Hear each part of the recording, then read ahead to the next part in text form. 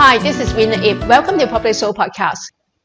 Today, I'm going to explain to you how all commodities, including properties, once overpriced, can eventually become oversupply. At the recent property market update seminar organized by readers, the speaker from JL said there is a supply of 50,526 units in the pipelines. These units can be absorbed by the market as long as developers launch new projects in intervals and pace out their unsold stocks. If 12,632 homes can be launched for sale every year from 2018 to 2022, there won't be any supply glut in the market. The next day, China News Asia happily put up the headline, "Private housing market unlikely to head into oversupply situation." I don't know what you think after you read this, but the JL speaker and people who believe in this must be either optimists or idealists. As a property agency, of course you want to see developers launch new condo projects orderly at regular intervals so that you have new projects to launch throughout the year. But as a developer, can you imagine the head of project sales telling his boss or the CEO telling his board and shareholders that they are not going to launch anything in the coming few quarters because they are number 10 to launch according to the results of the scissors, paper, stone game with all the other developers? They have to wait for number 1 to number 9 developer to launch first in order to avoid oversupply in the market. I'm sure he will be immediately shut down in the meeting. Are you telling us that you are happy paying the high interest to the bank for the land plots we bought at record prices and doing nothing with them? For all the unsold units after 5 years, are you paying the ABSD and extension charges from your own pocket? Are you taking personal responsibility if there is unforeseen downturn or crisis in the next 4 years? Are you getting your fat pay from the competitors or from us? As far as I know, even before the announcement of the new curbs, developers with new sites are already competing with time to plan, get approval, launch, and build. In fact, the strategy is to launch faster than other developers which have acquired sites in the same area. Excuse me, there is only that much pent-up demand in any area to tap on. In the evening of the 5th of July, do you think the developers of Riverfront Residences, Park Colonial, and Sterling Residences held a meeting with the rest of developers and reached a consensus before they push their not-so-ready projects to the desperate buyers waiting in queues outside? I have been coughing on and off for a few weeks now. Blame it on the continued supply of durians at home. Every few days, there will be someone leaving a box of delicious Mao Shan Wang in my fridge. How can I resist the temptation? They said the hot weather and heavy rainfall produce an oversupply of durians that pushes down prices. This is only part of the whole story. It all started with the growing popularity of durians in China. Over the last 5 years, export of durians to China has increased 6 times. China tourists also flock to Malaysia to look for durians. In Shanghai, the price of 1 kilo of Mao Shan Wang went up to $250 a kilo last December. People are willing to pay a premium for durians because it is considered a fruit only for the rich. In fact, less than 1% of the population in China have ever tasted durians before.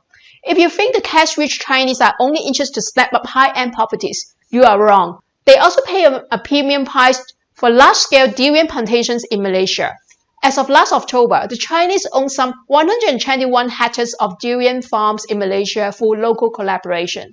Prices of durian farms almost doubled in a year. Even local Malaysians jumped on the bandwagon. Durian cultivation could generate 3 times more revenue compared to palm oil per hectare. Some oil planters switched crop. The euphoria drove many to buy Mao Shan Wang crops. Price of each crop comes up to tens of ringgit. When there is increase in production costs, the selling price of the produce won't be cheap. In January, prices of Mao Shan Wang jumped from 30 to 60 and even 90 ringgit per kilo. Many Singapore durian lovers lament that with escalating prices and limited supply, their favorite fruit won't be affordable or not even be available in the future. Then the anti-climax came in July. Supply of durians suddenly increases 3 times, which largely exceeds demand. Suddenly, there are too many durians arriving in Singapore. Durian vendors have to clear unsold stocks at dirt cheap prices, from originally $20 to $30 per kilo to $10 to $18 per kilo. Some even give them away for free or simply throw them away.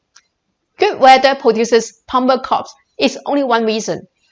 New owners who bought durian farms at premium prices have been trying every way to maximize their yield. Like developers acquiring land sites at record prices have to build as many units as possible to maximize the plot ratio. Whether a durian farmer can make a profit depends on the weather, wide level of supply, and continued interest of the Chinese for the fruit. A Malaysian durian farm owner told the media that he turned down a 5 million ringgit offer from a Chinese investor for his 4-hectare farm. He must be secretly proud of the high offer, but he may regret now for not selling it back then. We all want the assets we own to be in demand, but the quickest way to depreciate an asset is to oversupply it in the market. All markets have cycles. At first, the product is viewed as a normal commodity. Just like durians is only viewed as one of the many fruits grown in Malaysia. The same for property. Whether it's an HDB flat, a condo, or a landed house, it's just a home. You buy what is affordable to you. There is nothing special about it. Suddenly, the product is promoted heavily in the mass media and the social media. For instance, you see everywhere in the prints, TV, radio, and online media are all swarmed with property ads.